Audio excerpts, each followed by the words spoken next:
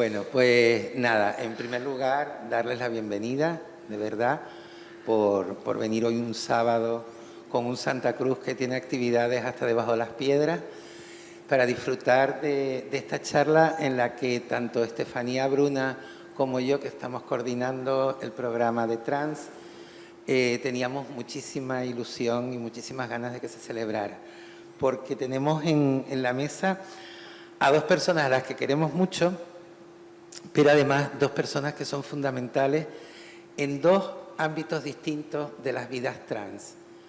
Les voy a dar un pequeño guión de la sesión. La sesión es muy sencilla. Comenzará Rafael, luego Alexandra y finalmente haremos un conversatorio entre ellas, y si ustedes quieren, pues ya ahí abierta la sesión ya para cualquier persona que quiera participar. Rafael se ha dedicado, aparte de medievalista, pero eso es un defecto que le puede tener cualquiera, pues Rafael sobre todo es el referente en el Estado español, es el referente de los estudios LGTB desde que publicó en el 2002, este año se cumplen los 20 años de un volumen absolutamente novedoso, que rompió muchísimo y nos abrió a los estudios académicos los estudios queer, que fue Sexualidades Transgresoras. A partir de ese libro, pero ya desde antes, Rafael ha estado estudiando lo que nosotros llamaríamos las poblaciones LGTBIQ+.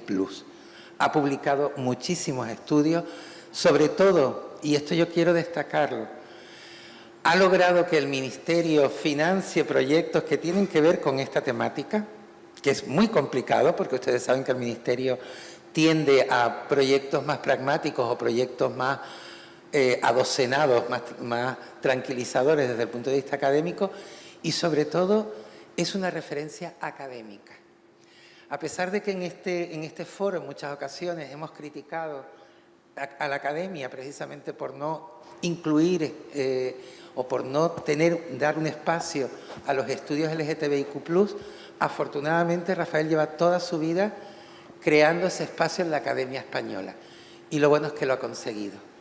Y para mí como amigo y persona que lo quiere mucho, le quiero agradecer que, aprovechando que esta semana se ha celebrado el Congreso de Estudios de Género y Estudios Queer y Teoría Queer, que se ha celebrado en la Universidad de La Laguna, pues aprovechando que estaba por aquí, pues dijimos, pues te vienes, que total, del hotel escuela, aquí son 10 minutos caminando.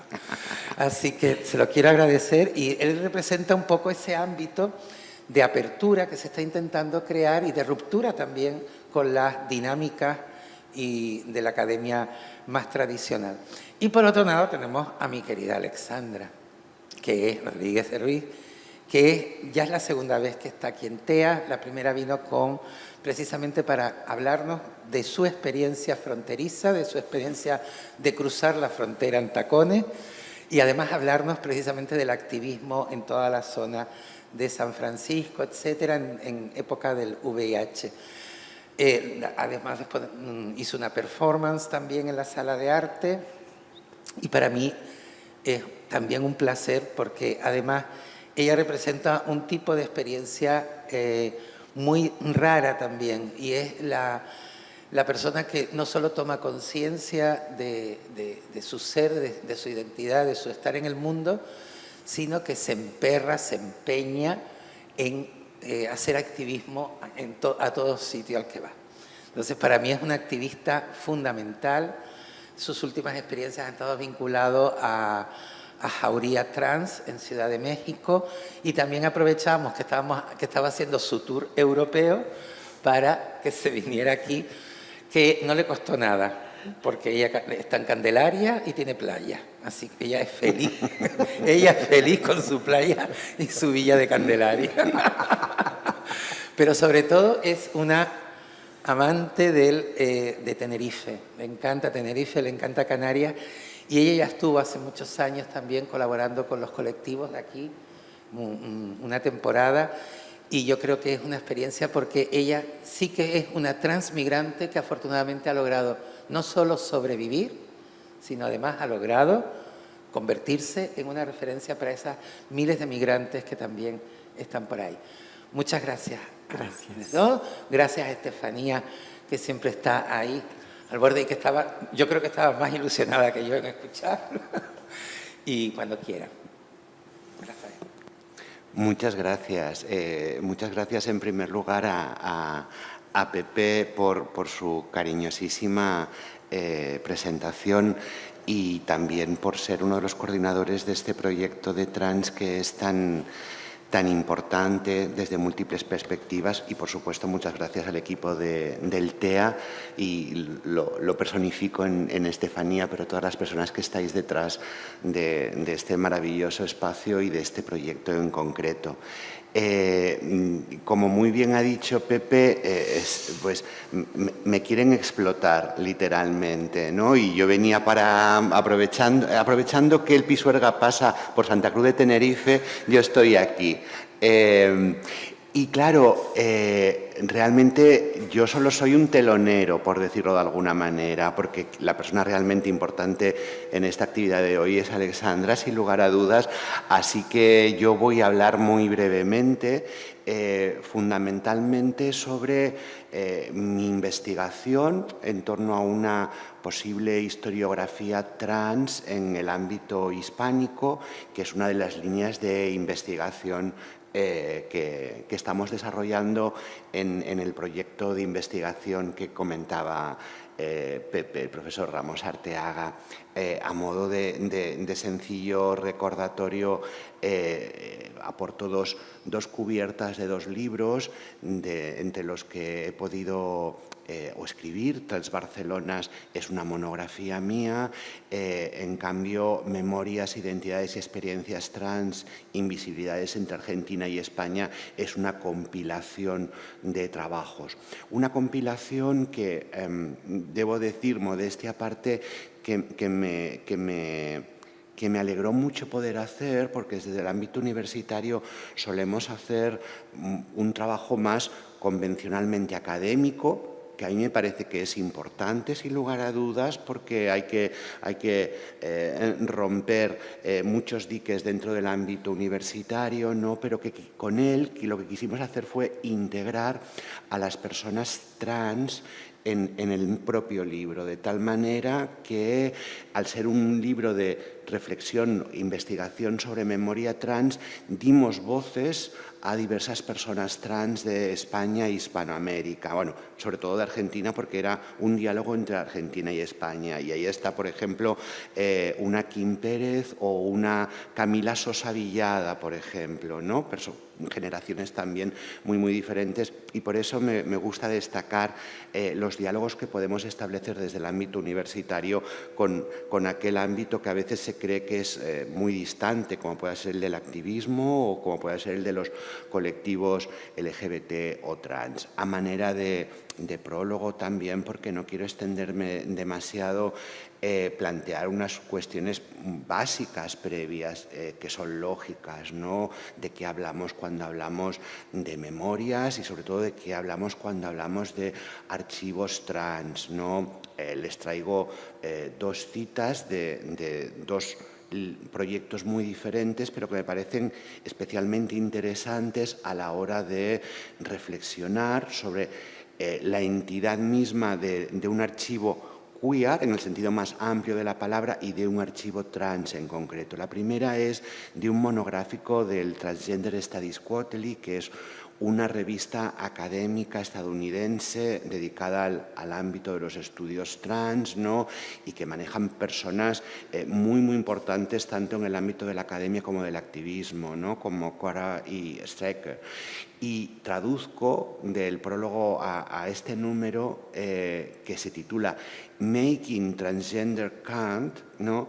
Diciendo, reflexionan, ¿no? Y dicen, por un lado, se hace recuento trans en el sentido de que se reconozca su importancia, ¿no? De que se visibilice, por decirlo de alguna manera, mediante una cuenta, hace un juego de palabras, ¿no? Haciéndolo visible a través de la cuantificación. Por otra parte, uno hace, es decir, obliga que lo trans cuente y eso es importante, pero forzando configuraciones atípicas de identidad en categorías en las cuales no caben absolutamente. De esta manera, el imperativo de ser contado se convierte en otro tipo de violencia normativizante. Esto es importante tenerlo presente, sobre todo cuando, como es mi caso, mi investigación no se centra en el siglo XXI, sino que se centra, tampoco voy a decir en la época medieval, ¿no?, pero que se puede centrar tranquilamente a lo largo del siglo XX, de tal manera que muchas de las vidas de las que les voy a hablar muy brevemente a continuación tienen ese problema de, por decirlo así, de catalogación, denominación, pero haciéndome eco de esta voluntad de visibilización, ¿no?, de este monográfico del Transgender Studies Quarterly, me parece importante, a pesar de que a veces sea complicado de comprender, ir encajando esas piezas para componer un rompecabezas muy dispar, muy plural y del que también nos faltan muchos datos. La segunda cita, a manera de prólogo, es de Halberstam, de Jack Halberstam, Judith Halberstam, en el momento en que publica In a Queer Time and Place, ¿no?, que es sobre la noción de archivo. Y Halberstam lo que dice es, en relación con la construcción de ese archivo queer, en el sentido más amplio de la palabra, la noción de archivo tiene que extenderse más allá de la imagen de un lugar para recolectar material o contener documentos, y tiene que convertirse en un significante flotante para los tipos de vidas que implican los restos de papel de espectáculos, clubes, eventos y reuniones. Está claro, el archivo queer no es el archivo de Indias, por decirlo de alguna manera, ¿no? El archivo no es simplemente un repositorio, no es sencillamente unos cajones, no es sencillamente un edificio. Es también una teoría de relevancia cultural, una construcción de la memoria colectiva y un registro complejo de la actividad queer. Para que el archivo funcione requiere usuarios, intérpretes e historiadores culturales que vadeen a través del material y recompongan a un tiempo el rompecabezas de la historia queer. Me gusta mucho esta cita porque de alguna manera define lo que yo hago. Yo no soy una persona trans, lo que soy es un historiador cultural que vadea a través del material e intenta recomponer ese rompecabezas de una hipotética historia queer. Ahí es donde vamos. Mi presentación se titula Sexilios, 5 vidas, y lo que he pretendido muy rápidamente es presentarles 5 personas que hoy podríamos llegar a definir como mujeres trans, y subrayo lo de hoy, con el objetivo de establecer una genealogía que al final desemboque en la presentación de Alessandra, ¿no? Yo me centraré en el siglo XX, ahí nos vamos hacia el siglo XXI con Alessandra, y también para problematizar, ¿no?, y huir de determinados esencialismos que desde cualquier perspectiva pueden ser siempre muy dañinos, y sobre todo en la investigación. El primer ejemplo que les quería presentar es un ejemplo del que justamente hablaba ayer en el congreso a que se refería Pepe, del Congreso de Estudios de Género y Teoría Queer, y eres un ejemplo de la Bella Otero, no la Bella Otero que probablemente conozcamos todos, ¿no?, la gran estrella gallega de finales del siglo XIX y principios del siglo XX, sino de una, digámoslo entre comillas siempre, mujer trans que emigra desde Cádiz hasta Buenos Aires y que se convierte en uno de los más importantes personajes trans de la capital argentina. ¿Por qué me interesa este testimonio? En primer lugar, porque es un testimonio que ha sido muy revisitado en Argentina, pero que en España apenas se conoce. Y no se conoce, yo no entiendo muy bien por qué, porque al fin y al cabo deberíamos valorar que si se trata de una persona gaditana que lo que hace es emprender un sexilio hasta Argentina, bien merecería figurar en una hipotética genealogía del universo trans en la península también, ¿no? Me llama la atención que haya sido tan recuperado en tierras argentinas, porque es el primer testimonio autobiográfico de que disponemos de una persona trans hispánica en el siglo XX, y en segundo lugar porque me parece muy interesante también su ubicación, porque esta autobiografía de la bella Otero, en realidad Culpiano Álvarez, si queremos decirlo así, aparece en una revista que se titula, y lo ven aquí, Archivos de Psiquiatría y Criminología aplicadas a las ciencias afines. Ahí es nada. Ahí es donde estábamos, ahí es donde nos quieren seguir metiendo, sin lugar a dudas, y no solo las personas trans, evidentemente. A muchos les gustaría que estuviéramos todavía en el hospital, por decirlo de alguna manera, pero es muy interesante como idea de archivo, es muy interesante como idea de dónde encontramos, desde dónde trazamos también esa genealogía. A veces tenemos que irnos a ese archivo antitrans, si lo pudiéramos denominar así, o anacrónicamente transfóbico. Ese concepto no existía a la altura de 1903, cuando aparece el artículo del doctor Francisco de Veiga, para valorar la existencia. Y justamente es muy interesante que desde la Academia Argentina hayan profundizado mucho en este tipo de revistas médicas, cosa que en España no se han hecho, para empezar a recuperar, aunque sea de una manera muy indirecta, muy implícita, esa muy importante vida trans que en Madrid, en Barcelona, pero también en Buenos Aires y en tantas otras capitales hispanoamericanas, y por supuesto en Europa, en Estados Unidos, a principios del siglo XX y ya a finales del siglo XIX existía. Y me interesa también reflexionar sobre de qué manera esta persona, la bella Otero, que además llega a decir tales barbaridades como que la bella Otero española de verdad, la estrella de verdad, le ha robado a ella el nombre, ¿no? Es como una locura muy, muy divertida, ¿no? Sobre la que no me puedo entretener, propicia que tengamos un conocimiento sobre todos unos espacios de sociabilidad que de otra manera quedarían completamente vedados, que no conoceríamos, ¿no? Es decir, al tanto, si queremos hacer historiografía trans, lo primero que tenemos que hacer es ir a las fuentes transfóbicas, por decirlo de alguna manera, porque si no, no tendremos recorrido. Es como pensar, hacer una historiografía sobre gays y lesbianas, por decirlo así, y no saber que tenemos que conocer profundamente el discurso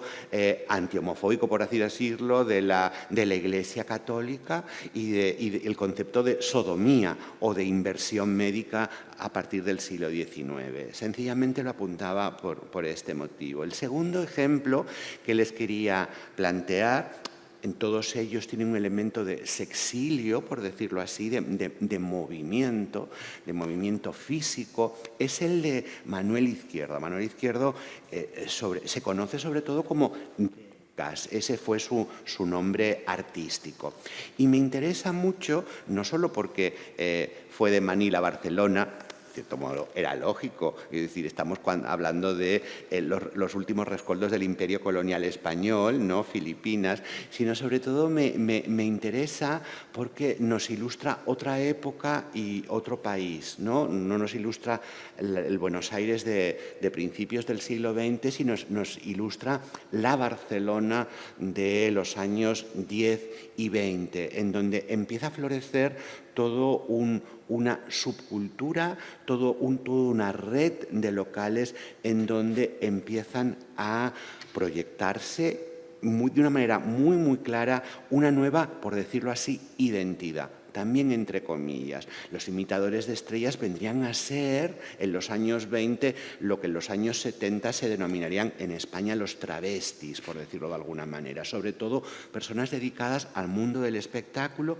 y mayoritariamente eran personas que imitaban números de estrellas, de las grandes cupletistas de los años 10 y 20. Pues bien, la historia que nos cuenta Álvaro Retana, un gran autor de la Edad de Plata sobre Dercas, en este libro, nos traza el recorrido desde joven que canta zarzuela hasta un momento en que, por una enfermedad de la cantante principal, él se pone en su papel, tiene tantísimo éxito que toda la compañía le aconseja que se dedique a hacer de imitador de estrella. Pero lo más bueno es el caso que explica que el padre empieza a perseguirle porque no quiere, pues el hijo es menor de edad, y Manolo Izquierdo, burlando la oposición familiar, lanzóse a esta clase de trabajo, y el padre enfurecido ordenó la detención del muchacho menor de edad.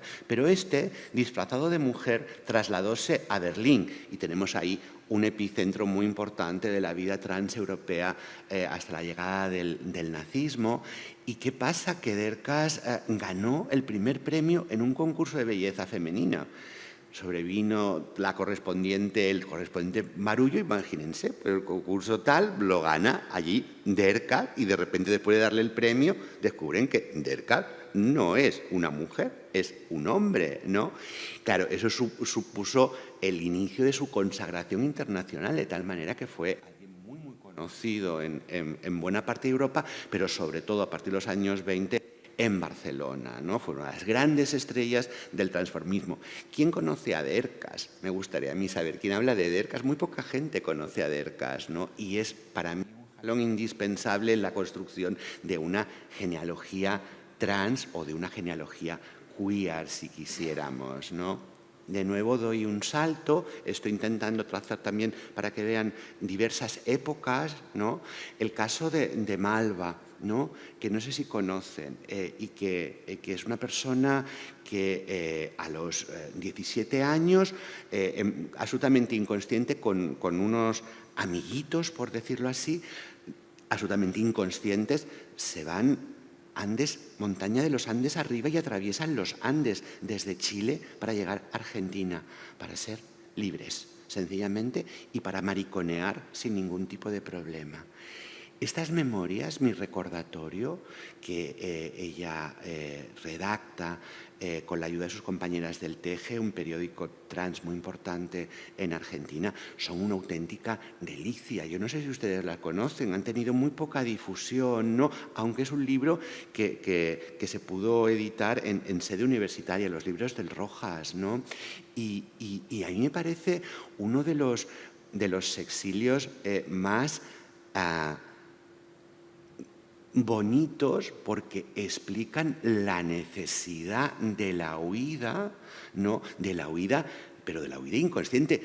Saben que los Andes no es como una montañita que me voy de excursión y tal. Y ellos se van con 4 manzanas y con un par de zapatos, ¿no? Pensando que ellos van a atravesar los Andes, pues sin problema. Pero es que los atraviesan.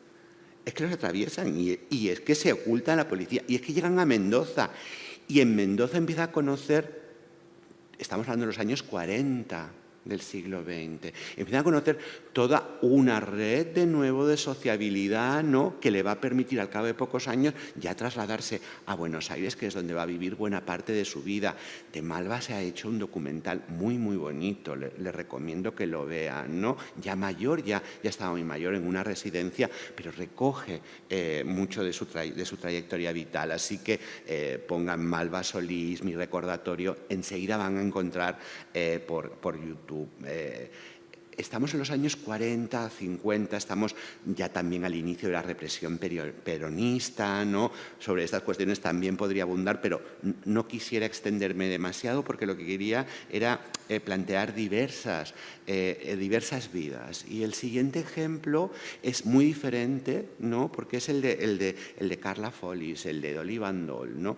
Que fue una de las grandes estrellas de lo que ya es un muy consolidado mundo del cabaret en Francia, en Alemania, en Italia, a partir sobre todo de los años 60, ¿no? Con los cabarets como Carrousel de París, que fue como la gran referencia para lo que vendría después. El testimonio de Carla, de Dolly Bandol, es también muy importante porque fue una de las primeras personas que se sometió a una vaginoplastia en Casablanca, y ese recorrido que hace Vital, esto es, teóricamente es una biografía, porque está escrita por Pilar Matos, pero lo divertido es que utiliza la primera persona del singular, nací, ¿no? De tal manera que trabaja entre la biografía, la autobiografía, es muy sentida, y sobre todo lo que también nos tenemos que ubicar muy bien es en otro contexto, que es el que tiene que ver evidentemente con la guerra europea, la Segunda Guerra Mundial, que le pilla de muy pequeña, ¿no? Con el nacimiento de esas redes internacionales. Repito, fue una persona muy importante a nivel artístico, que al final acabó recalando en España a partir de los años 70 y que fue empresaria de teatro musical. Tuvo dos locales que se denominaban la de l'Époque, uno en Valencia, otro en Barcelona, ¿no? Pero también me interesa sobre todo empezar a introducir otro elemento del que no había hablado, que a mí me parece sumamente importante, que es el de la clase social, ¿no? Porque a veces las etiquetas son muy útiles para determinadas cosas, pero para otras cosas pueden ser muy cegadoras, por decirlo así, ¿no? Y a mí me interesa especialmente en una parte importante de los testimonios que estoy trabajando, cómo proceder del lumpen, proceder del proletariado, proceder de las clases más humildes, es condición casi indispensable para una determinada valentía y para una determinada transgresión de muchos roles, cosa que en tantas y tantas otras historias no sucede. Sencillamente lo apunto y es algo sobre lo que podemos hablar si quieren, porque no quiero extenderme mucho más. El último caso es el de Norma Mejía, de Colombia. Fíjense que estamos hablando de diferentes geografías y diferentes décadas, por decirlo de alguna manera. Norma Mejía es colombiana, ella sí que pertenece, en cambio, a la alta burguesía, lo que le permite ir hasta a París a estudiar, ¿no? Después recala en Madrid y sobre todo en Barcelona. Norma Mejía es importante también porque es la primera mujer trans que escribe una tesis doctoral en España, que defiende una tesis doctoral en España sobre autoetnografía trans, es decir, también es una pionera en este sentido, ¿no? Y aquí, a diferencia de las otras fichas que les he presentado, aquí sí que les he traído un fragmento de esta tesis doctoral que tiene mucho de autoetnografía, que tiene mucho de memoria personal y colectiva. Y quiero leer esta cita. Un domingo de finales de los 70, de los años 70 del siglo XX, estamos avanzando en el tiempo, decidí, después de mucho tiempo sin ir, dar un paseo por las Ramblas. Está hablando de Barcelona, las Ramblas de Barcelona, que fueron en los años 70 epicentro de la vida trans en la ciudad condal. Y me encontré con un espectáculo alucinante. La parte baja de la ciudad estaba llena de transexuales. No de hombres vestidos de mujer, sino de auténticas transexuales, con sus buenos pechos, sus anchas caderas, su pelo largo y teñido, sus vestidos y maneras provocadores. Era como si hubiesen tomado la ciudad. Una callejuela del barrio gótico, la de Rull, antes prácticamente muerta, y yo abro paréntesis. Ahora, la calle Rull no existe, por la reconfiguración urbana, con lo cual podemos hacer muy poca memoria histórica. Lo que queda de la calle Rull no es de lo que está hablando. Antes, prácticamente muerta, estaba llena de bares de trans, uno detrás de otro, casi todos pequeños, pero también alguno muy grande, cuya instalación había debido de costar muchos millones. Además de las que estaban en los bares, muchas transexuales permanecían en la calle y casi ninguna era catalana. Esto me interesa mucho como catalán que soy, y casi ninguna era catalana, sobre todo, y eso también me interesa a mí, les interesará a ustedes, sobre todo andaluzas y canarias, que obviamente se sentían más libres lejos de su tierra. El Raval y buena parte del barrio gótico eran una gran fiesta trans, un gran fuego de artificio detrás del cual se ocultaban multitud de tragedias personales, porque no debemos ocultar que detrás de muchas vidas trans hay muchas tragedias personales, no quiero decir todas, pero probablemente de una gran mayoría. Casi todas vinieron con la ilusión de poder llevar una vida de mujeres normales, que era lo que se sentían, y chocaron contra el duro muro de la realidad. Yo les recomiendo muy vivamente este libro si están interesados en lo que sería la historia de la vida trans en la Barcelona de finales del siglo XX, sobre todo también porque lo que hace Norma Mejía es algo que está muy poco explicitado en los documentos hispánicos de este periodo, que es la prostitución trans, que es algo muy vedado, muy poco abordado en primera persona en testimonios autobiográficos. Me parece un testimonio muy hermoso y muy contundente, además académicamente muy sólido, ¿no? Como tesis doctoral que es. ¿Por qué les he presentado estas vidas? Porque quería hacer como de pórtico, de telonero de lo que realmente viene ahora, porque quería explicarles que existen, que son importantes y que conviene recuperarlas.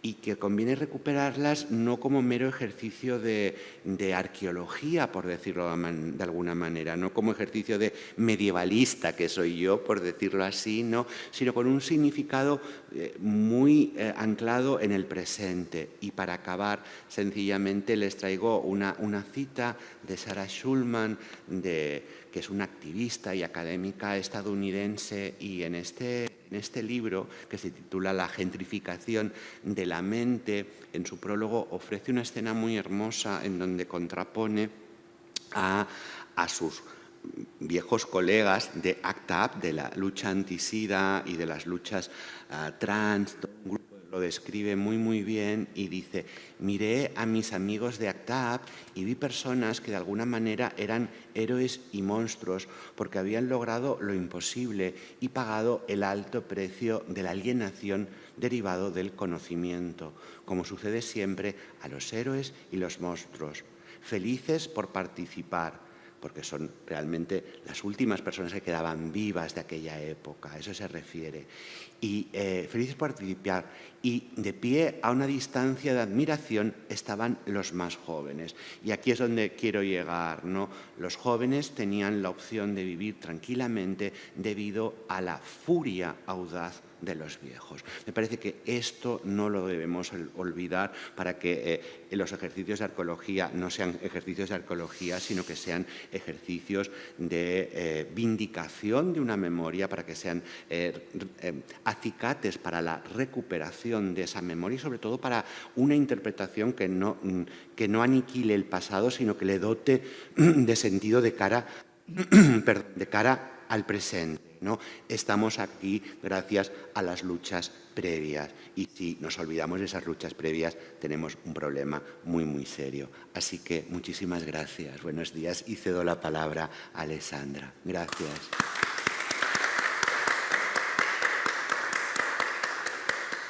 Ay, pues muchas gracias, Rafael, y pues agradezco mucho que nos hayas transportado en este viaje, ¿no? Con estas historias, con estos personajes que son importantes, son parte de nuestras historias. Y pues les quiero dar la bienvenida a todas, a todos, a todes, y agradecerles también que estén aquí, y también agradecer a Pepe, a Estefanía, a Altea, a todo su equipo, por esta oportunidad y pues hoy les estaré comentando un poquito sobre pues qué pasó durante la pandemia COVID en la Ciudad de México y cómo afectó a poblaciones, una de ellas las más afectadas a las poblaciones trans, incluyendo a las transmigrantes, a las personas trans trabajadoras sexuales y también a las personas trans adultas mayores. Y quiero aclarar que mi presentación es para dar visibilidad a esta situación y que a mí me tocó verlo y ver el sufrimiento, el dolor que causó no necesariamente la pandemia del COVID, sino que la desigualdad social, la desigualdad que existe en nuestro país, en nuestra ciudad. Aclaro también que no soy vocera de estas personas, de estas poblaciones, simple y sencillamente soy una testigo, porque pues soy parte activa de estas comunidades, de estas poblaciones. Las transmigrantes, que en realidad son personas refugiadas, víctimas del sexilio LGBTI, como nos decía Rafael, han sido forzadas a desplazarse a otros lugares. Siempre han sido parte de la sociedad, como lo hemos visto en el viaje que nos hizo, que nos llevó Rafael, y han estado siempre en la sociedad, han estado en las ciudades, en los pueblos, tratando de sobrevivir, expresando su identidad de género, tomando espacios que usualmente les son negados a las personas trans. Y para mí es maravilloso aprender de estos personajes de los cuales nos habló Rafael, porque me doy cuenta que hay un imaginario trans del cual ni siquiera tenemos idea en la historia, ¿no? Entonces, yo utilizo la combinación de trans y migrante porque para mí es importante mencionar que la mayoría de estas mujeres, y en algunos casos también hombres transmigrantes, han sido víctimas del desplazamiento forzado. Pero si les nombramos solamente como migrantes o como refugiados, se pierde esa identidad. Además, el hecho de que están en movilidad por un país, cruzando fronteras, en la mayoría de los casos sin documentos y arriesgándose a tantos peligros. En México, las personas en movilidad, incluyendo las transmigrantes, son expuestas a una variedad de retos. Yo estuve haciendo trabajo de campo en la frontera de Guatemala con México y me tocó presenciar cara a cara los horrores que específicamente las mujeres trans afrontan en su tránsito por nuestro país. Estuve en la ciudad de Tapachula, Chiapas, y ahí me tocó entrevistar a mujeres trans de Guatemala, de El Salvador, de Nicaragua, de Honduras, que son los países más afectados por la transfobia, por el rechazo, por la violencia sistemática y sistémica por la cual estas personas tienen que ser víctimas. Y en Tapachula, una vez que han cruzado ya varias fronteras, varios países, llegan a esta frontera en donde son todavía victimizadas aún más. Me tocó, por ejemplo, escuchar historias de cómo personas trans, mujeres trans, en cuanto cruzan la frontera, son detenidas por el sistema de migración mexicano, los oficiales, quienes les quitan todo lo que traigan, si traen dinero, joyas, lo que traigan se lo quitan, y aparte, en algunos casos, las entregan al crimen organizado, el cual las obliga a trabajar en los antros, en los clubs de trabajo sexual ahí en esta frontera. y por meses las tienen esclavizadas en estos lugares. Algunas logran escapar, algunas tienen que trabajar por meses para pagar su rescate. Y entonces es terrible su situación. Muchas pues ya se quedan ahí en México y piensan que ya no pueden continuar con su tránsito. En Chiapas también, que es un estado mayormente poblado por indígenas, mayormente por, pues ahora sí que gente muy religiosa. También existe la discriminación, existe el rechazo hacia las personas trans por el simple hecho de ser quienes son, y también están las maras, que son los grupos de crimen organizado que las explotan, las golpean, trafican con estas mujeres, obligándolas a trabajar, y en muchos casos también las asesinan. Los albergues también. Una gran problemática que yo vi estando ahí en esta frontera del sur, como le llamamos, es que en los albergues, desafortunadamente, muchos de esos albergues, como decía, son parte de alguna iglesia, en su mayoría la iglesia católica, y pues no aceptan a las personas trans, no aceptan a los migrantes LGBT, por decirlo así. Entonces, es una problemática seria. También, pues, la mayoría de las personas que están trabajando en estos albergues no tienen la capacidad para entender las problemáticas de estas poblaciones.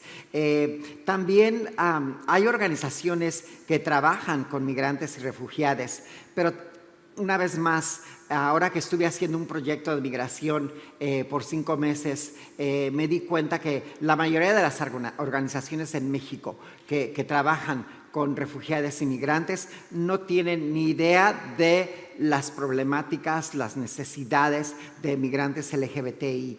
Entonces, pues son las problemáticas y los retos que las transmigrantes afrontan en cuanto pisan suelo mexicano. Y para entender un poquito más esta situación, hablemos de lo que es el desplazamiento forzado y por qué es para mí una crisis. El desplazamiento forzado se refiere a la situación de las personas que dejan sus lugares o huyen debido a los conflictos, la violencia, las persecuciones y las violaciones de los derechos humanos. Quiero tomar nota aquí porque las personas refugiadas son aquellas que están huyendo también de persecución. Su situación es peligrosa e intolerable. Se ven forzadas a cruzar fronteras nacionales e internacionales para buscar un lugar seguro en países cercanos y también ser reconocidas internacionalmente como refugiadas, con asistencia de los estados y organizaciones que abogan por los derechos de las personas en movilidad. Para las personas transmigrantes es demasiado peligroso regresar a su hogar. Por ello, necesitan asilo en otros lugares. Negarles el asilo podría hacer que sus vidas corran peligro. En mi opinión, las personas trans son las más visibles dentro de los movimientos LGBTQI+, como yo le llamo. Esto ocasiona que también sean las más violentadas de manera sistémica y sistemática en la sociedad. En el caso de las transmigrantes, usualmente, estas son las causas de ser víctimas del desplazamiento forzado, la persecución política, cuando las personas son activistas, diferentes ideologías, exigir justicia por crímenes de odio, denunciar crímenes de odio, por la injusticia que existe ya en nuestra sociedad, la persecución criminal, el crimen organizado, las maras, los carteles, también la extorsión, la explotación, los asesinatos, el rapto, Los desastres naturales también, hemos visto que han forzado esta movilidad, a la migración climática, la protección al medio ambiente. Hemos visto que hoy día activistas que protegen el medio ambiente son asesinadas en lugares como Sudamérica y Centroamérica. También por orientación sexual, identidad de género, personas transgénero, por violencia intrafamiliar. En algunos casos es la misma familia la que está violentando a estas personas simple y sencillamente por ser transgénero, por ser transexual, por ser travestis. He sabido de casos donde son los mismos hermanos los que le pegan, las violentan, van y las llevan a las orillas del pueblo y les dicen: vete de aquí, no regreses, porque si te vemos te vamos a matar. Esto es de veras una problemática seria para estas mujeres y, como lo dije también, hombres que son transmigrantes. Una transmigrante, la persecución de transmigrantes es una problemática global. Una transmigrante opta por dejar su hogar para huir de los conflictos, la violencia, como lo decía, a veces intrafamiliar, y la discriminación.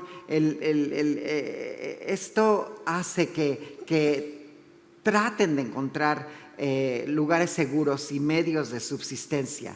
A menudo, y lo que he visto en mi trabajo profesional, la mayoría de las personas transmigrantes ya experimentan un tipo de trauma y luego, cuando están en movilidad, no tienen apoyos en el camino.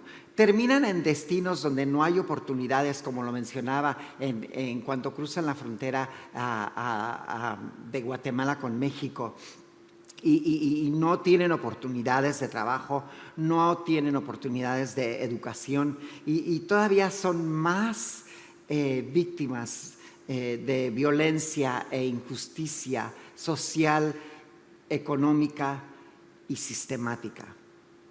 Ser transmigrante envuelve una interseccionalidad, ya que en la mayoría de los casos las transmigrantes abandonan sus lugares de origen y se desplazan a lugares desconocidos para ellas, con otra cultura, otro idioma, otras leyes. Esto ocasiona un shock cultural, como lo mencionaban Saldúa, ya que tienen que dejar su identidad cultural atrás y adoptar y adaptarse a nuevas identidades y a nuevas culturas.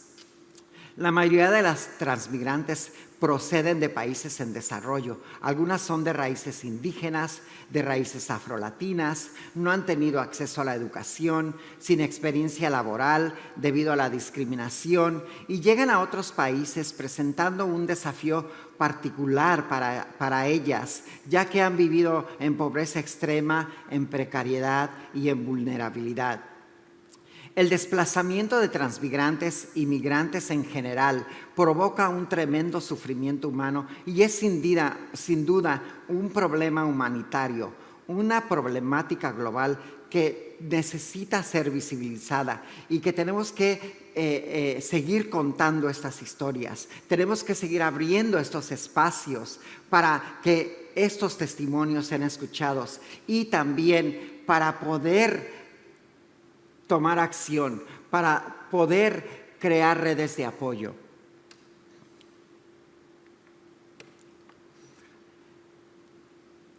Quiero tomar un momento para hablar de los estereotipos, del estigma y por qué para mí es importante que reflexionemos en esto.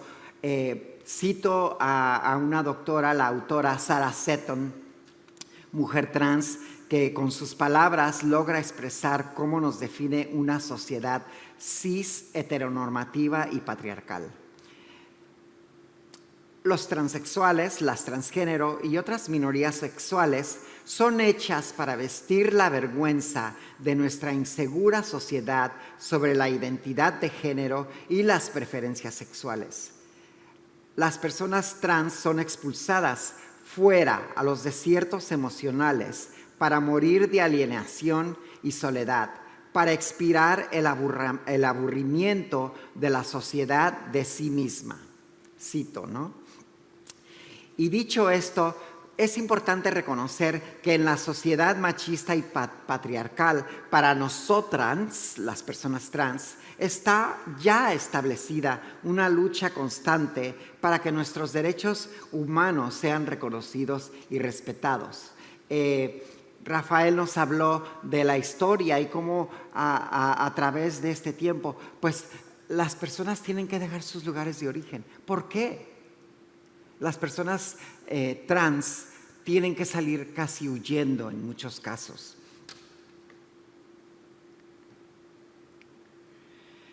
Al inicio de la pandemia, el gobierno de la Ciudad de México decidió cerrar todos los hoteles, incluyendo aquellos en donde personas transmigrantes viven, personas trans adultas mayores que viven en situación de precariedad y en donde trabajadoras sexuales también trabajan de estos hoteles. De un día para otro estas personas se vieron en la calle y sin un lugar en donde vivir o ejercer su trabajo. Fue una situación terrible porque recuerdo ese día vívidamente cuando me avisaron, oye, que cerraron los hoteles y tenemos como a 40 personas trans, más de 25 transmigrantes en la calle, sin comida, sin dónde quedarse, con sus bolsas, ropa y cositas en bolsas de plástico.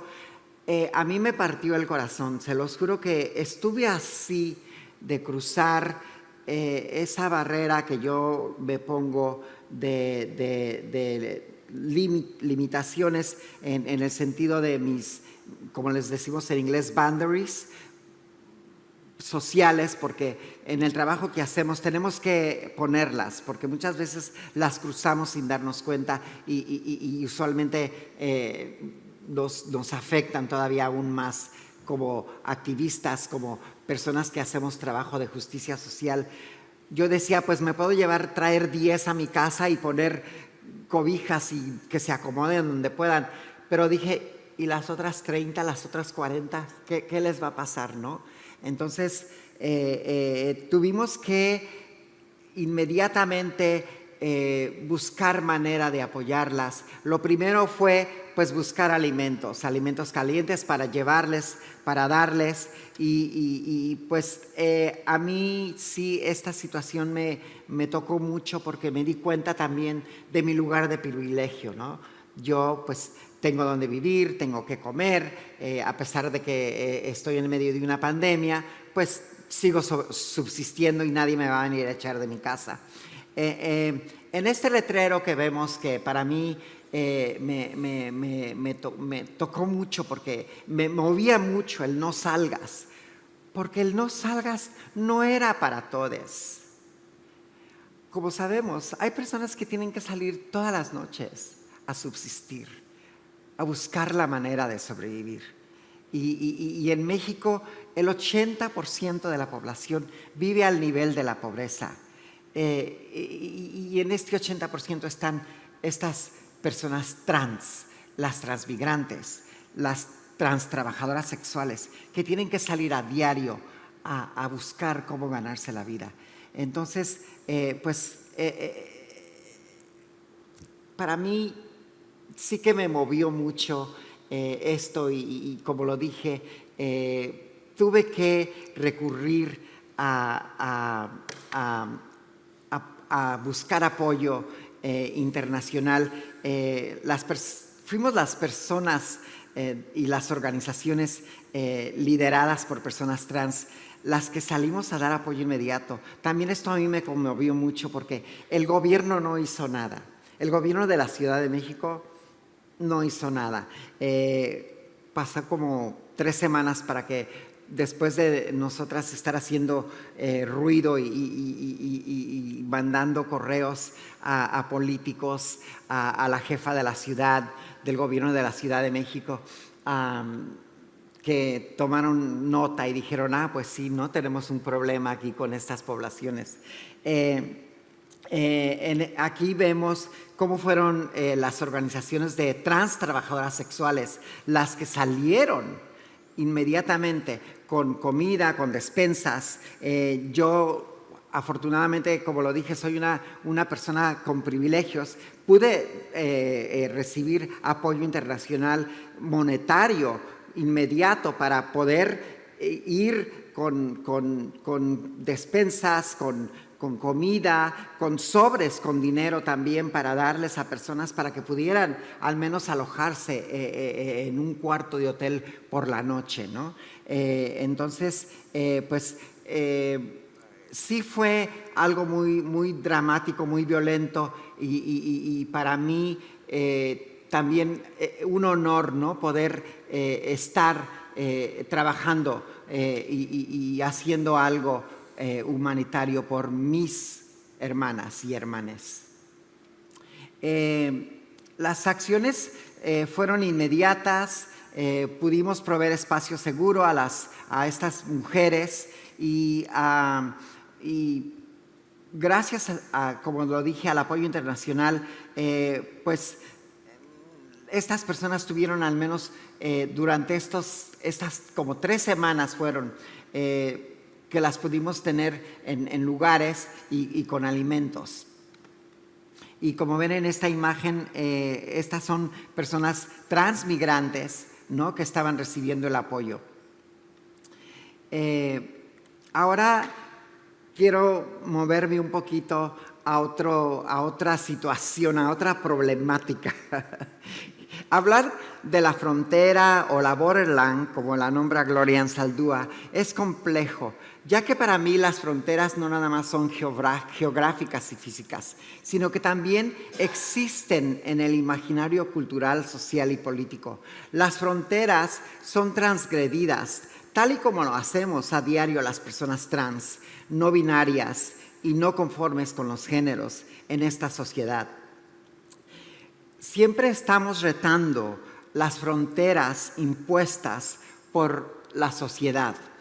La mayoría de las transmigrantes en México transitan espacios y cruzan fronteras con el propósito de llegar a la frontera con los Estados Unidos. En algunos casos arriesgan sus vidas y siendo aún más victimadas, como lo decía temprano, y en muchos casos el mismo sistema opresor es quienes las violenta. Anzaldúa nos dice, y cito, la frontera entre México y los Estados Unidos es la más transitada y activa del mundo. En ella podemos constatar la construcción de 2 enormes muros, uno físico y militar y otro como división imaginaria y simbólica que separa a Estados Unidos de México y del resto de Latinoamérica y sus pueblos. Esto es muy cierto, ya que al llegar a la frontera estamos tan cerca y tan lejos de Estados Unidos. Muchas transmigrantes luchan para poder llegar a Estados Unidos, sufren para llegar a su destino final. Las personas transmigrantes en la frontera sufren abusos por la policía, por la Guardia Nacional, los operativos de migración y durante la pandemia Estados Unidos cerró sus fronteras con México, haciendo imposible para todos los migrantes cruzar legal e ilegalmente. Una vez más, cito a Anzaldúa, que aparte de innovadora y muy adelantada a su tiempo, nos dice quiénes habitan la frontera. La frontera es un lugar vago e indeterminado, creado por el residuo emocional de un límite artificial. Está en un estado constante de transición. Lo prohibido y lo vetado lo habitan. Los atravesados, las atravesadas viven ahí. Los de mirada furtiva, las perversas, los queer, las buscapleitos, los mestizos, cualquiera que sea mulato, mezcla de razas o medio muerta, en resumen, aquellos y aquellas que cruzan al otro lado pasan por encima o traspasan los confines de lo normal. Pues las transmigrantes son parte de estas interseccionalidades de las que nos hablan Zaldúa. Las vestidas, las mestizas, las atravesadas, las perversas, las queer. Y noten que Anzaldúa ya nos hablaba de lo queer antes del blanqueamiento, ¿no? Esto es de 1987. Durante la pandemia, las personas transmigrantes también sufrieron rechazo y discriminación en los albergues. En Tijuana, por ejemplo, supimos de migrantes LGBTI que estuvieron viviendo en las calles por meses durante la pandemia porque los albergues estaban llenos, no se daban abasto, no había acceso a servicios, no había suficiente representación legal, las fronteras estaban cerradas, como lo dije, y pues una vez más vimos que las organizaciones LGBTI de Estados Unidos fueron las que pudieron y se movilizaron para dar apoyo inmediato y poco a poco se fue regularizando esta situación. Hoy día la frontera de México con Estados Unidos es un lugar caótico, en donde debido a la guerra de Rusia con Ucrania se ha convertido en el epicentro del drama de a quienes se les da prioridad para aceptar sus casos de asilo político y de refugio. Como lo dije, las organizaciones LGBTI de Estados Unidos son las que continuamente han estado vigilantes y son las que han estado apoyando a personas trans, a las transmigrantes y descolonizando la frontera, porque en realidad hemos visto que han venido de diferentes organizaciones de San Francisco, de Los Ángeles, de San Diego, a la frontera a dar apoyo, ya sea legal, ya sea económico, ya sea ayudando a los albergues. Yo estuve en marzo de este año, como lo dije, en un proyecto de migración y estuve en Tijuana, en los albergues de Tijuana, implementando programas en cómo dar mejores servicios a transmigrantes en combinación con el Centro de Leyes Transgénero de San Francisco, quienes son las y los y les quien más han ayudado a las personas transmigrantes con sus peticiones de asilo. En esta imagen se refleja un poco cómo la frontera, cómo estas personas están esperando su turno para que sus casos sean, para entregarse a las autoridades en la frontera, ¿no? a las autoridades de migración de Estados Unidos en la frontera, allá en Tijuana. Y bueno, pues esta imagen a mí me da mucha esperanza, ya que fue tomada en uno de los refugios donde estuve escuchando las historias de mujeres transmigrantes y víctimas del sexilio en este siglo XXI. A mí me ha hecho, como lo dije antes, realizar mi lugar de privilegio y también me ha inspirado a seguir luchando por estas causas, a continuar visibilizando nuestras historias colectivas y a no dar un paso atrás. Eso que quede claro, ya que mientras podamos seguiremos descolonizando espacios, fronteras, retándolas, aquellas fronteras físicas e imaginarias e impuestas por esta sociedad normativa. Para cerrar, quiero dejar estas palabras de Audre Lorde para que reflexionemos en nuestras otredades y reconocer que son las que nos hacen únicas y valiosas a todos. Cito: en nuestro trabajo y en nuestra vida debemos reconocer que la diferencia es un motivo de celebración y el crecimiento en lugar de ser una razón para la destrucción. Gracias.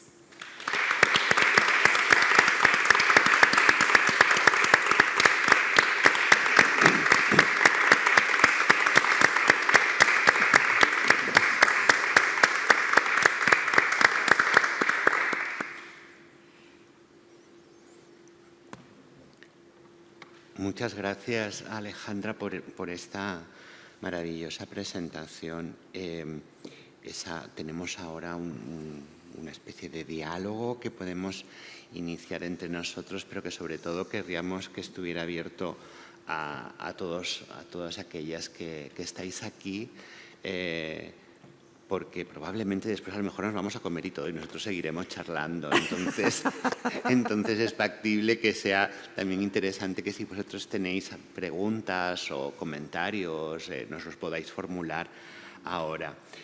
Yo solamente quería abrir este diálogo comentando, no sé si lo sabéis, creo que en la noticia del TEA aparece que en breve verá la luz en la editorial Legales, probablemente en el primer trimestre del año próximo, ¿no? O sea que ya está muy cerquita, ¿no? ¡Qué emoción! Un texto autobiográfico que ha escrito Alessandra, que se titula Crucé la frontera en tacones, ¿no? Y que yo he sido lector privilegiado de una versión previa, ¿no? Hablábamos también ayer sobre esta cuestión y que podría ser, no lo he querido poner porque era como solaparme contigo, ¿no? Porque la siguiente vida que yo podría haber puesto en mi presentación hubiera podido ser maravillosamente esta, porque también es otro espacio del que no he tratado, el de México y Estados Unidos, ¿no? Pero era por esta razón, ¿no? Me faltaba todavía la portada del libro, por decirlo de alguna manera. Pero vaya, ya está en imprenta. Y ese cruce, la frontera en tacones, es un testimonio maravilloso que yo les recomiendo ya de entrada, ¿no? Si están interesados en general en vidas trans y también en transmigrantes, ¿no? Es un recorrido que a pesar del título no solo trata sobre el cruce de la frontera, aunque sí es una parte muy importante, lógicamente, porque cambia la vida, ¿no? Te cambia la vida, sino que también es una reflexión sobre toda una trayectoria previa y toda una trayectoria posterior muy importante. Y a mí se me ocurre, si te apetece, que me explicaras en qué ha cambiado, ¿no? Ese cruzar la frontera en tacones en el año que tú lo hiciste, que ahora no me acuerdo exactamente cuál es, con la situación actual. Hay muchas diferencias, es decir, entiendo que la diferencia profunda no hay diferencia profunda, pero ¿cuáles podrían ser las diferencias entre el momento en que tú lo hiciste y la situación actual? Por ejemplo, entiendo que ahora hay unas redes de apoyo que gracias a las redes sociales existían que cuando tú estabas, pues, ¿no? Como muy bien has explicado. ¿Qué diferencias o similitudes puedes? Pues guarda tu pregunta, que no se te olvide. Quiero contestarle a Rafael antes de que se me vaya la idea, pero muy buena pregunta porque creo que necesitamos actualizar el hecho de que cuando yo crucé la frontera fue a finales de los 70. Entonces, en aquellos tiempos, como sabemos, todavía no se había iniciado pues la guerra en Centroamérica, las guerras en Centroamérica, no se había iniciado la crisis del sexilio en Cuba. Entonces, pues cruzar la frontera era llegar a la frontera y si hablabas un poco de inglés, decirle a los oficiales de migración, I'm American citizen, y pasabas, ¿no? Entonces, yo, por atrevida, por seguirle el juego a Payaya, pues crucé la frontera por el cerro, ¿no? Que también fue una gran aventura y que una gran experiencia pues, pero no, hoy no es nada como en aquellos tiempos, ¿no? Y yo me acuerdo que mucha gente podías subirte a un carro y hacerte como, porque íbamos y veníamos de Tijuana a Estados Unidos ya después de que yo crucé la frontera y podías hacerte la dormida en un carro con un montón de gringos y pasabas. O sea que era otro mundo, pero llegó por supuesto el 11 de septiembre de 2001 y cambió todo, ¿no? Entonces creo que eso afectó las fronteras de México con Estados Unidos dramáticamente y hoy pues están muy vigiladas, los sistemas de vigilancia son todavía más intensos y ya no es tan fácil, pero está más estructurado el trabajo que hacen las organizaciones con personas LGBTQI más en la frontera, porque ya están, como lo dije, organizaciones de Estados Unidos dando representación legal y trabajan desde los albergues. Ya hay albergues para personas LGBTQI, está el Jardín de las Mariposas, está este lugar donde tomé la imagen que se llama la Casa Arcoíris, que son lugares que hacen un trabajo maravilloso y que me conmueve a mí mucho porque hacen todo lo posible por crear espacios seguros para mis hermanos y hermanas y hermanes LGBTQI+. Entonces, sí, yo estoy maravillada porque, pues qué esperanza que yo cuando crucé la frontera y que viví indocumentada por, no sé, 10 años, no sé cuántos años en Estados Unidos, hoy llegas a la frontera, llegas al albergue y te preparan para tu caso, te llevan de la manita a las autoridades de migración con Estados Unidos, presentan tu caso, te dan un numerito, cruzas la frontera y en muchos casos ya hay personas del otro lado que te dan alojamiento, o si no también hay otros albergues trabajando allá. Llegas y esperas a que tu caso sea presentado ante las autoridades de migración en Estados Unidos. O sea, wow, ¿no?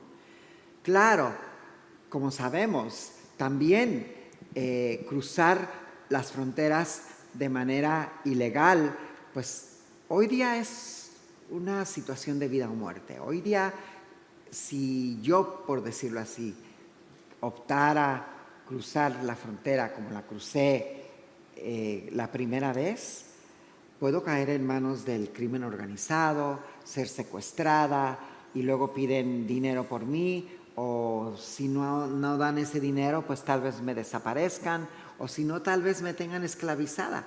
Supe de historias específicamente de personas trans que por tratar de cruzar la frontera ilegalmente eran detenidas por el crimen organizado y eran obligadas a trabajar en las mansiones de estos tipos y trabajar por meses cocinando, cuidando los niños. O sea, sí, entonces pues todavía hay muchos riesgos, ¿no? Especialmente para las personas que no saben. Por eso para mí es importante seguir haciendo este trabajo, porque vamos ahora a lugares y les decimos que para empezar, el derecho al asilo político es un derecho humano.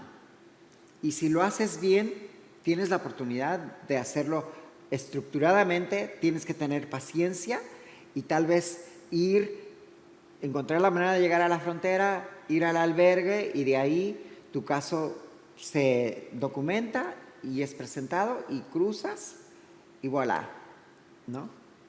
Entonces sí, muy diferente, muy diferente. Entonces se trata de habiendo esos albergues y esas redes, lo que hay sobre todo una ignorancia por parte de tantas personas que siguen intentando entrar a través de, bueno, ilegalmente para entendernos. Sí, ¿no? Ese es Que les recuerdo, nadie es ilegal, ¿no?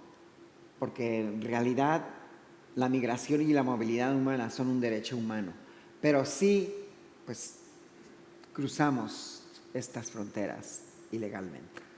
La violencia entonces es mucho mayor en las fronteras antes de llegar a México que de México a Estados Unidos, por decirlo de alguna manera. Sí, está fuera de control en la frontera sur. Yo quedé horrorizada. A mí, pocas veces he sentido miedo en mis andares y tuve miedo. Tuve miedo más que nada porque haciendo trabajo de campo me ponía como un blanco también, ¿no? Porque yo estaba haciendo trabajo de campo y hablando con personas en donde eres vigilada y están viendo esta persona que está haciendo aquí, a ver qué busca, qué quiere, porque no les conviene que se documenten, que se visibilicen estas injusticias y más que nada que se mencione que esto está ocurriendo en estas fronteras. ¿Y cuál sería la edad media de estas personas trans que están circulando? Estamos hablando de gente relativamente joven, 18 años, estamos hablando de gente ya más de 25, 30, ¿o es muy variado? Muy buena pregunta. Creo que estamos viendo que sí, ya son más jóvenes, pero también, por ejemplo, cuando estuve en marzo en los albergues, pues sí vi también personas trans adultas mayores. Ya no tantas, ¿no? Porque tal vez por la salud o por el hecho de que tal vez no tengan los medios y la facilidad, ¿no? Como sabemos, cuando eres jovencita, yo cuando tenía pues 16 años y que crucé la frontera, yo no tenía miedo a nada. Yo, niña, me puse esos tacones y salí, ¿no? Como Malva, cruzando los Andes, sí. Atravesando los Andes. Sí. Entonces, sí, pero sí, yo siento que son ya más jóvenes las personas que están llegando a las fronteras. Tiene sentido. Por allá había una pregunta, no sé si quieres que la tomemos. Sí, por supuesto, abrimos el diálogo. Bueno, pues saludo a la audiencia presente y ausente. Voy a hacer un par de preguntas del orden semántico y una crítica. La pregunta es la siguiente: si todas son personas, ¿por qué utilizamos todas, todes y todes? No lo entiendo. Con decir todas, sabemos que el lenguaje español versus castellano tiene un fuerte código ideológico de patriarcalismo, pero eso no quiere decir que no podemos decir todas. Vale para hombres, vale para mujeres, vale para todos que sean personas. Una pregunta. La segunda preguntilla en torno a la semántica es si es igual para ustedes trabajadoras del sexo, prostitutas, meretrices, etcétera, etcétera. Y por último, la crítica es: no me parece correcto, ni respetuoso, ni justo que estando en la mesa se establezca un turno de palabra y sea una de las preguntas de la mesa quien inicie la cuestión de preguntas. A la última pregunta, las dos primeras preguntas te las van a contestar las compañeras que tienen aquí la posibilidad, porque además Rafael es filólogo. A la tercera es haber llegado bajo ese punto, porque justo en la presentación se dijo que iba a haber una intervención de Rafael, una intervención de Alexandra, luego iban a conversar y pasaríamos la palabra. Cerrado ese punto, si quieren contestar a las otras preguntas. A mí me parece que para gustos colores, y me parece que la lengua está para respetarla y también para transformarla. Así que si hay personas que se sienten cómodas violentando la lengua, pues mire, la verdad, me parece menos preocupante que se violente la lengua que no que se violenten las personas. Y como cotidianamente estamos violentando a las personas, no que se diga todos o todas o todos o todes, la verdad es que me parece una muestra de creatividad lingüística. Esa sería mi respuesta.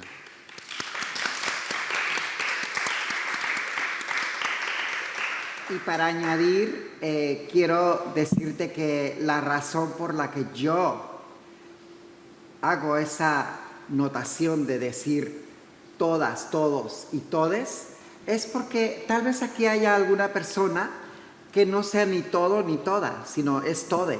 Entonces, por respeto a esa persona, yo utilizo y, como dijo Rafael, transgredo el lenguaje. Y en referente a tu otra pregunta, creo que ya meretrices, prostituta, etcétera, etcétera, son lenguajes del siglo pasado. Creo que el trabajo sexual que ha existido desde que existe el hombre y la mujer, pues es un trabajo. Entonces, pues merece ser llamado eso, trabajo sexual.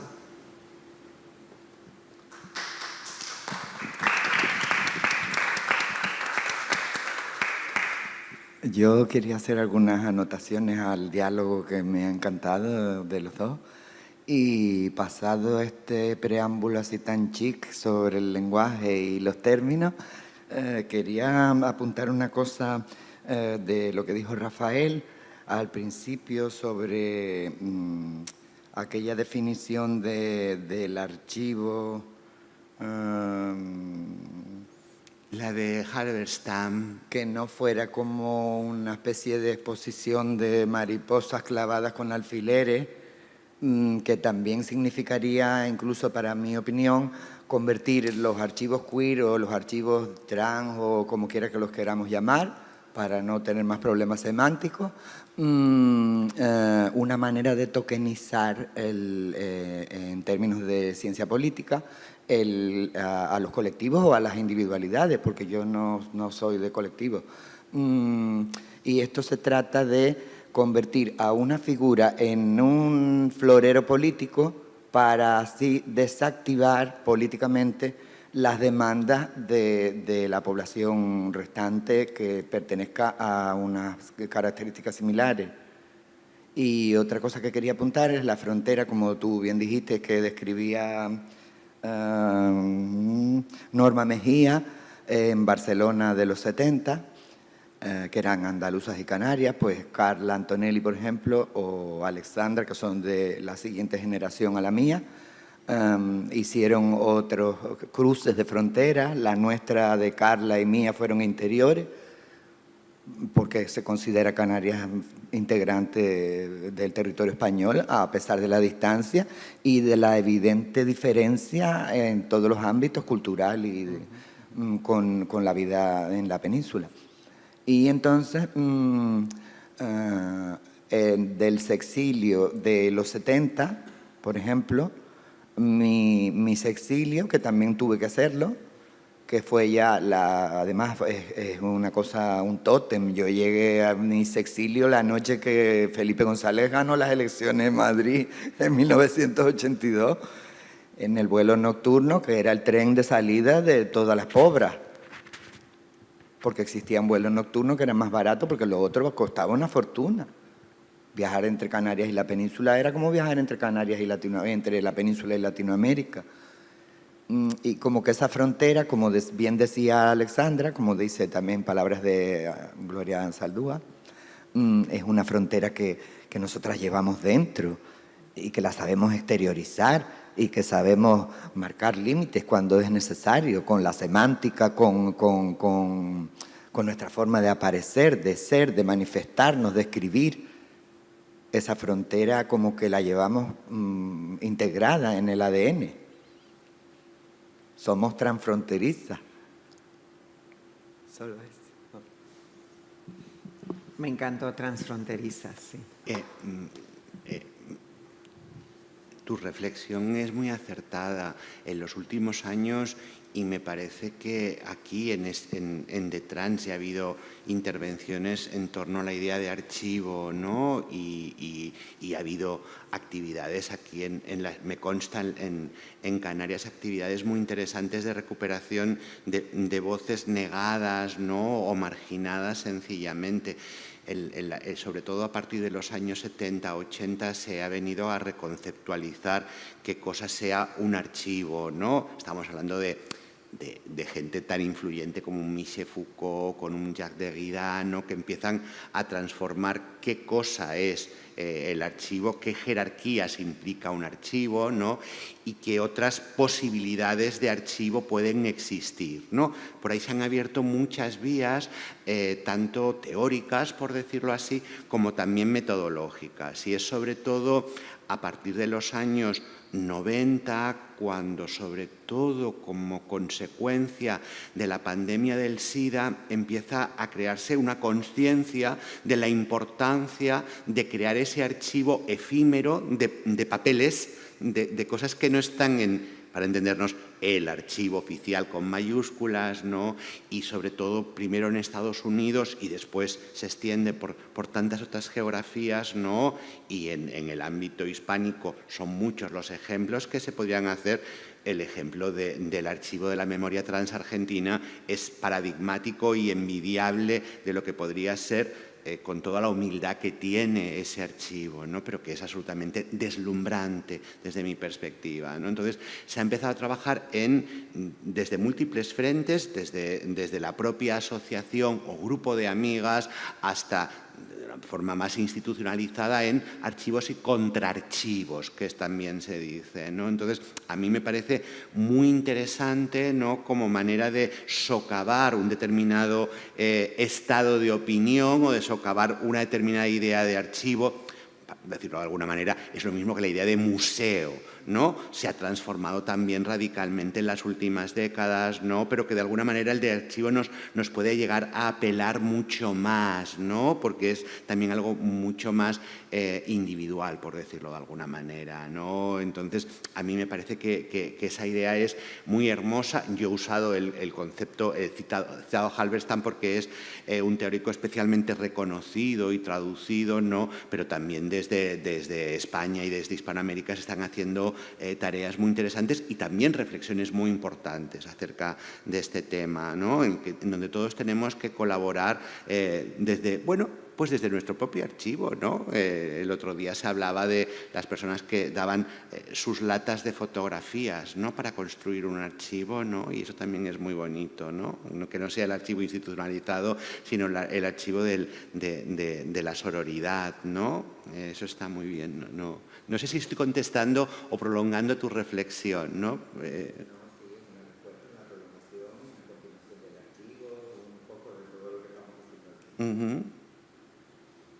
Creo que hay otra pregunta por allá. Se ha hablado mucho aquí de frontera física, pero a mí me llama mucho la atención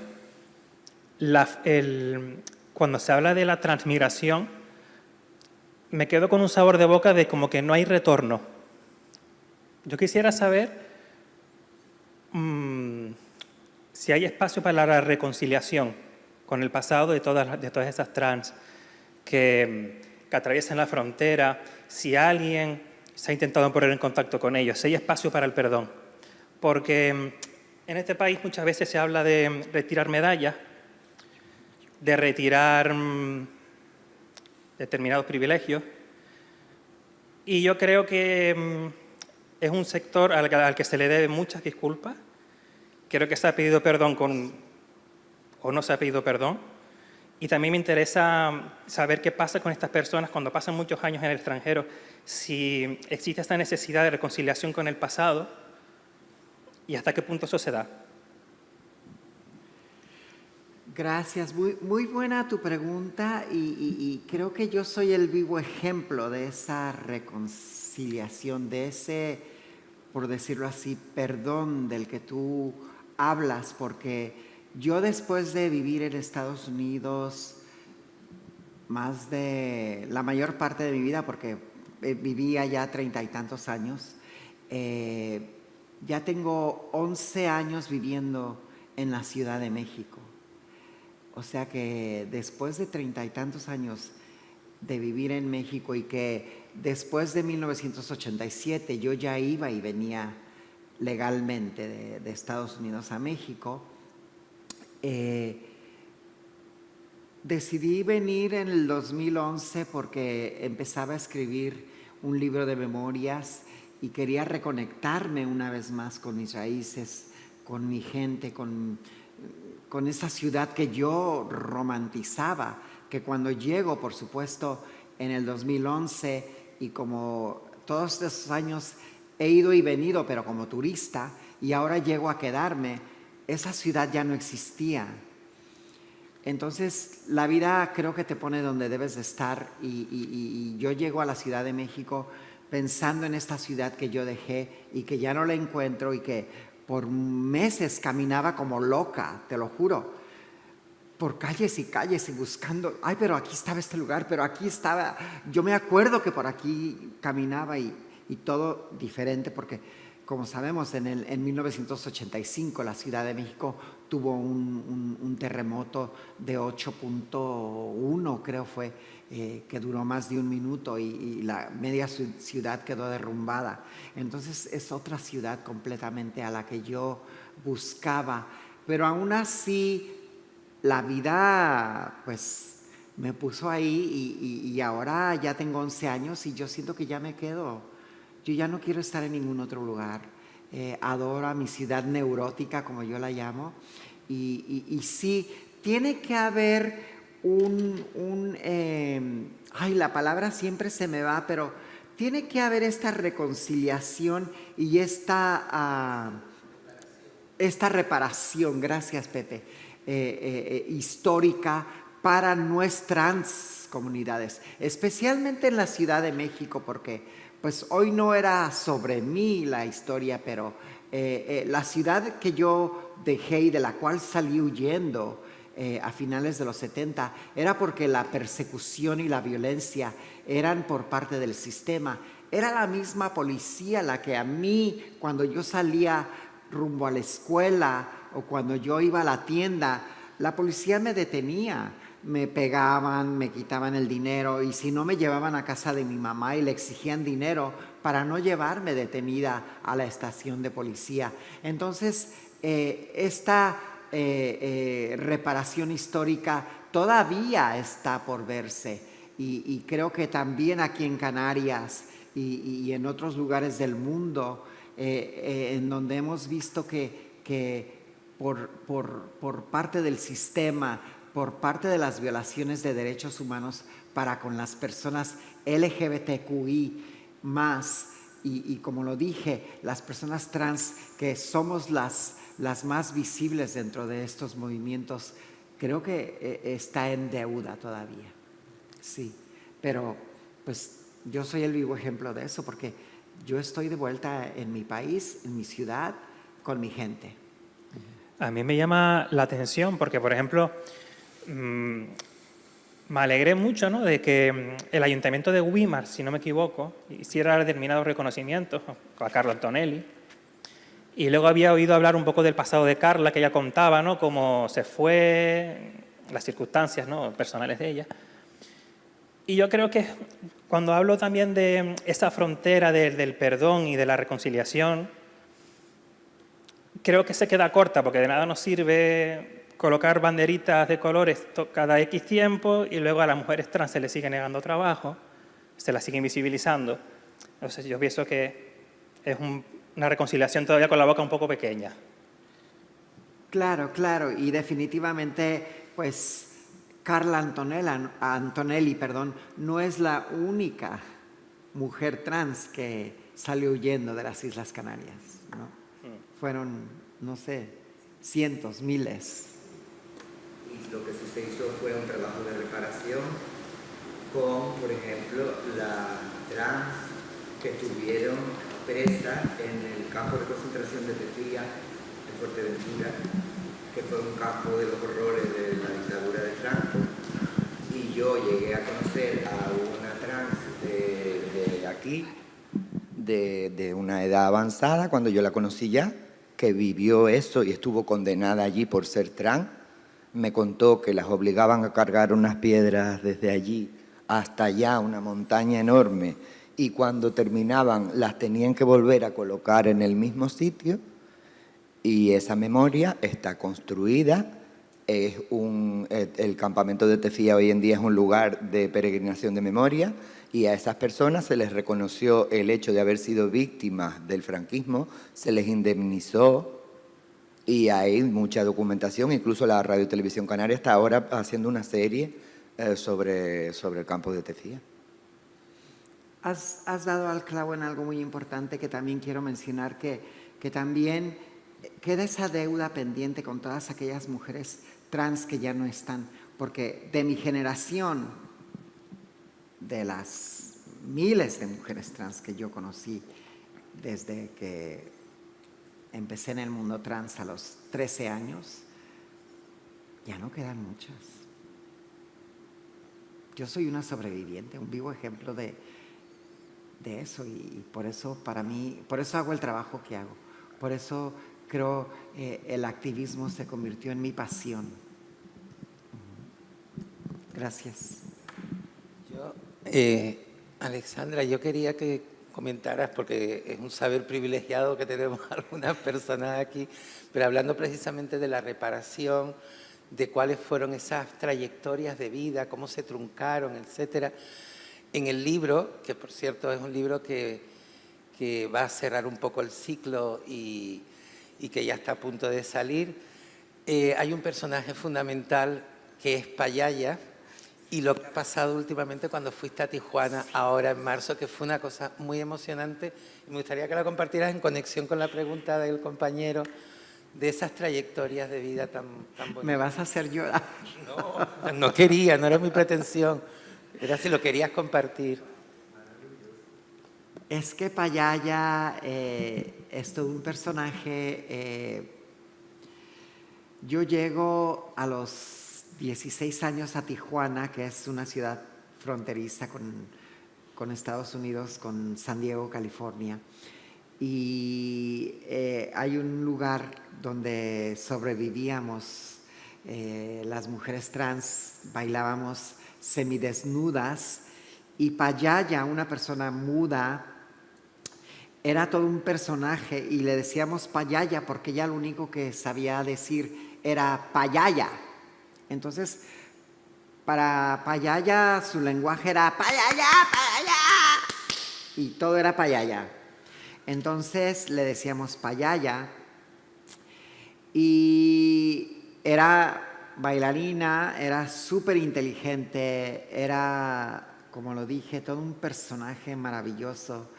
Y a ella yo pues le estoy eternamente agradecida porque no nada más me enseñó lo que es la intrepidez, la audacia, pero también esa calidad humana, porque ella era la que nos ayudaba a la mayoría de nosotras a cruzar la frontera por el cerro. Ella conocía un camino y subíamos y ya estábamos en Estados Unidos. Bueno,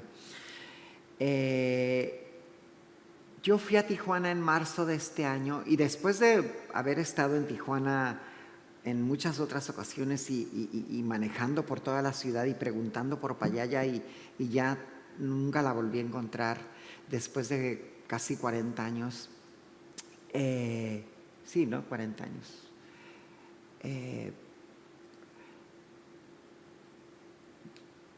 En marzo me conecto con la mamá de un amigo mío con el que fui a la universidad en Berkeley, en California. Y esta señora es dueña de un restaurante, ha vivido toda su vida en Tijuana y me dijo, sí, yo me acuerdo de Payaya. Y Payaya, y dice, ven, te voy a llevar, vamos a donde ella vivía.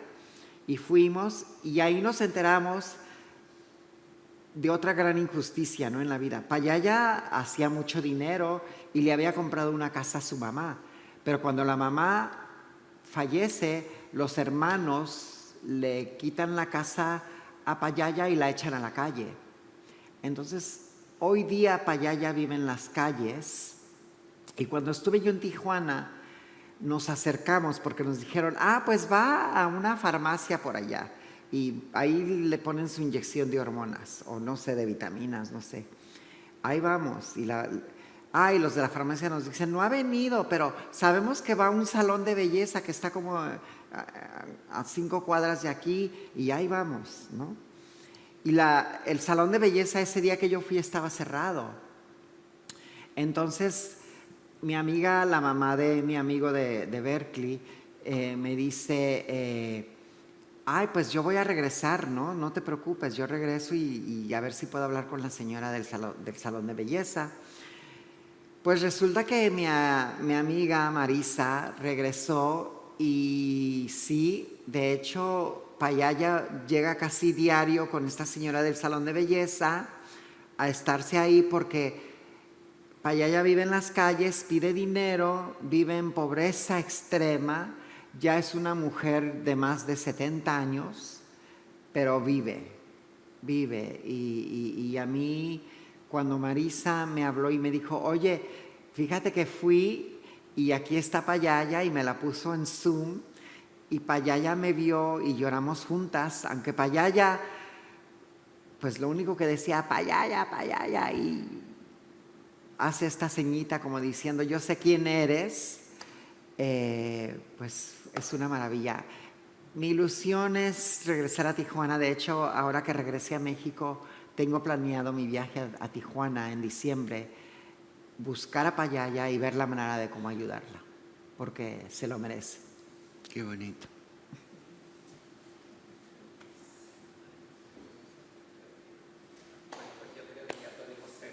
Gracias.